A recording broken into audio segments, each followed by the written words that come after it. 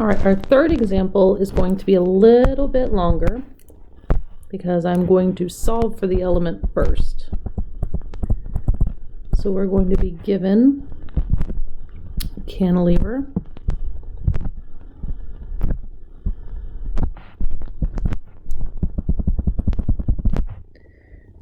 with a point load of 120 pounds acting at 4 feet from AA.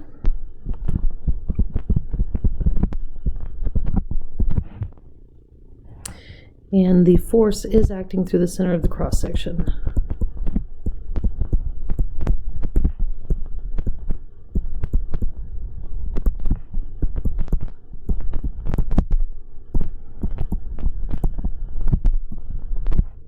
Okay, so no other moments are being created other than the moment by the vertical component. And then we have the cross section itself.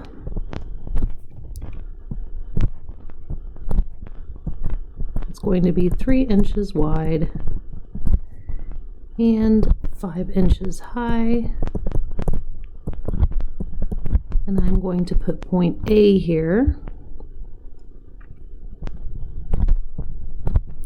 at 1 inch from the upper left-hand corner.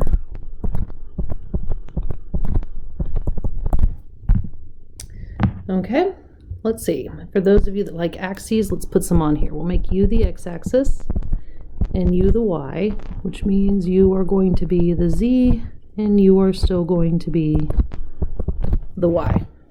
Okay, and this is the cross section at AA. All right, I want to find the principal stresses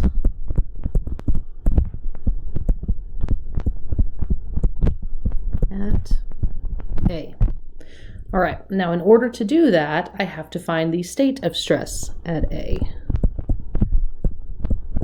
And in order to find the state of stress at A, I have to find the internal forces at A. So that's going to be step number 1.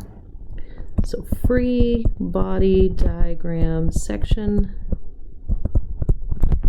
AA, and I am going to take this section to the right. I'm going to break up my components here. So I'll have a vertical component here of 72 pounds and a horizontal component of 96 pounds. And then I will have my internal forces here of shear, normal, and moment, keeping with that positive sign convention. Also, we are 4 feet in length for this free body diagram section. All right, summing for the forces in the x direction, we find that our normal force is 96 pounds in tension.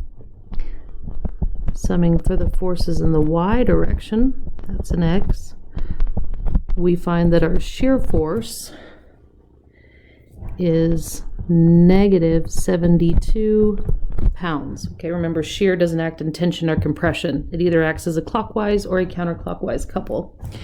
Last is our moment. I'm going to sum moments about the section cut at AA. I'm going to add counterclockwise to the equation.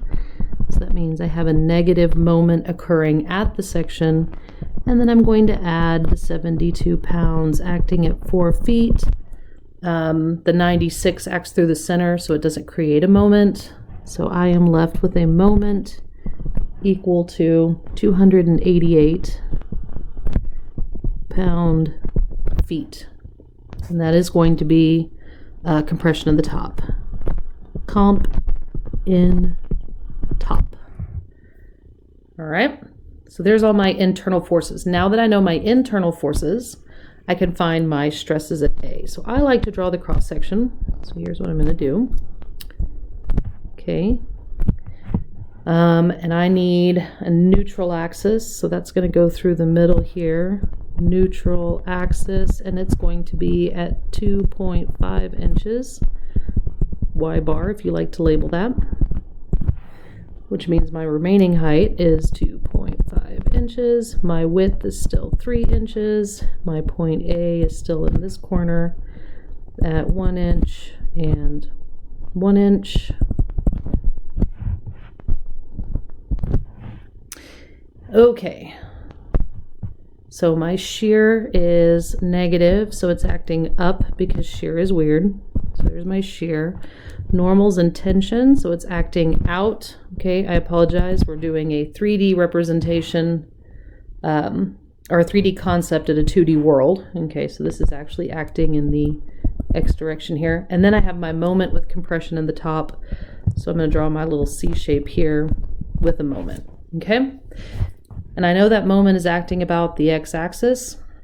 About the z-axis because of my original orientation here. If it's going to be normal to the x direction, that means the moment's about the z-axis and the normal is in the x direction. Good job, me. All right, so there's my cross section at A, my neutral axis. So now I can start solving for stuff. So axial normal stress at A is going to be P over A, which is equal to 96 pounds over 3 inches by 5 inches. That's the entire area.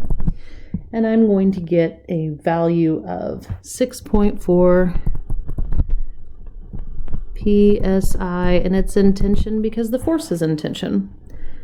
Bending stress is next. Bending at A is equal to my over I. So my moment is 288 pound-feet. Y is the distance from the neutral axis. So A is 1.5 inches from the neutral axis, all over the inertia of the entire cross-section, which is 3 inches by 5 inches cubed all over 12 for that rectangular cross-section. I do have a unit conversion I need to throw in here, so that I am in pounds and inches for everything. There we go. And I get a value of 165.9 psi. Now A is in the top half of this cross section, which means it's in the compressive half. So that means that my bending stress at A is in compression. Okay.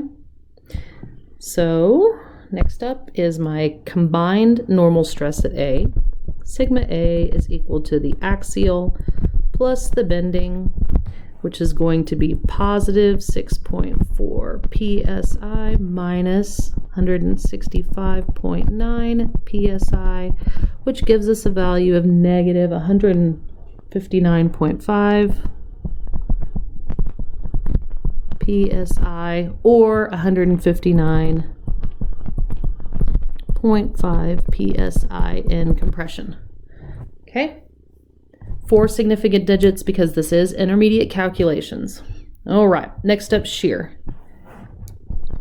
Tau trans A is equal to VQ over IT, which is equal to shear of, I already forgot the number, negative 72. Okay, Q. I'm going to draw my shear line here at A that is acting perpendicular to shear. So I'm going to go above it for my A prime. And then it has a center here, down to there. This is my Y bar prime. Okay, remember that Q is equal to A prime Y bar prime. So that is going to be for us base of 3 inches, height of 1 inch, and then a distance from the center of A prime to the neutral axis. So that's going to be 1.5 inches plus another 1/2 inch. So 2 inches. Okay. All over, still the inertia for the entire cross section. Because I was lazy and didn't write it out, the number, I'll just put out the whole equation, no big deal. And then the entire thickness of what I like to call the shear line at A, which is 3 inches. All right, I don't have to worry about any conversions. We're already in pounds and inches, and I can remove some numbers. So I can plug it in my calculator easier, and I have a shear value of 4.608 PSI, and yes, that is still negative because the shear force is negative. All right, next up would be torsion. We do not have any torsion acting on this cross-section. This is also not a thin wall pressure vessel, so those are our only other equations left. So that means this is also equal to the state of shear stress at A. Woohoo! Meaning that I can draw my new element so that it looks like my previous problems. Element at A. Okay, so it's going to be a lovely little square. Okay, and it's negative shear, so that means it's going to be clockwise on this surface with a magnitude of 4.608 psi. And remember, we're doing the XY direction here. And then we have a compressive normal force in the X direction of 159.5 psi. Okay, I know it's the X direction because my cross section, coming back up here, is facing the X direction, right? It goes into the page here. So normal to that would be the X direction, right? Because we want to be acting perpendicular to that cross section. So if my cross section is in the ZY plane, then perpendicular to that is X.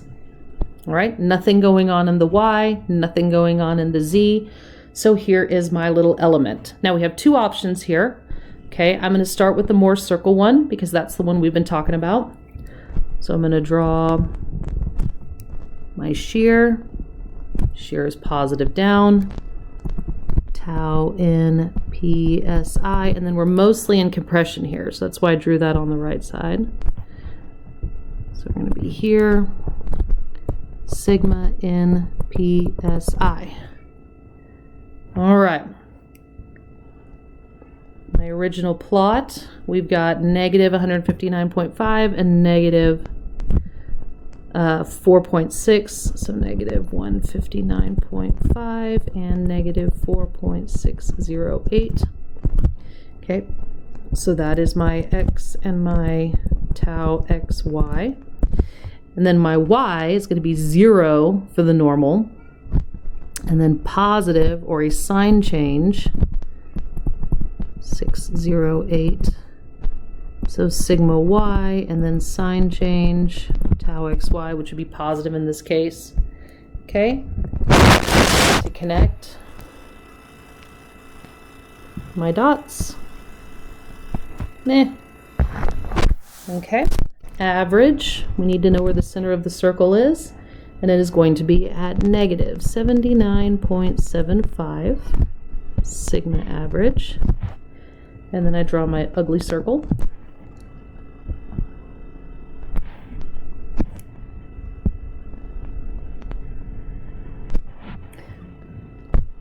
And what I am looking for specifically in this problem are my principal stresses, which are going to be over here. So I'm going to need a radius to get there. My radius, okay, using the right side here, because it's easier because the numbers are already there for me. I have negative 79.75 squared plus 4.608 squared. I put the negative sign there, but I guess it doesn't matter. It's just a magnitude. Also, it's going to square away anyway. My radius of the circle is 79.883. Makes sense that it's so close to my average because the shear stress is so small compared to that huge normal stress. So that means sigma 1 and sigma 2 are going to be that average, negative 79.75 plus or minus my radius, 79.883. Sigma 1 is equal to 0.133 psi in tension, and sigma 2 is equal to 160 in 3 significant digits psi in compression. Yay! Now, the other way to do this is with the equations. So just because I can and because it's fun, equations. Actually, this would just be one equation, wouldn't it? Boop, boop. Sigma 1 and 2 is equal to sigma x, negative 159.5 plus sigma y, all over 2, plus or minus the square root of sigma x, negative 159.5 minus, I apologize, sigma y, all over 2, quantity squared, plus the shear, negative 4.608 squared,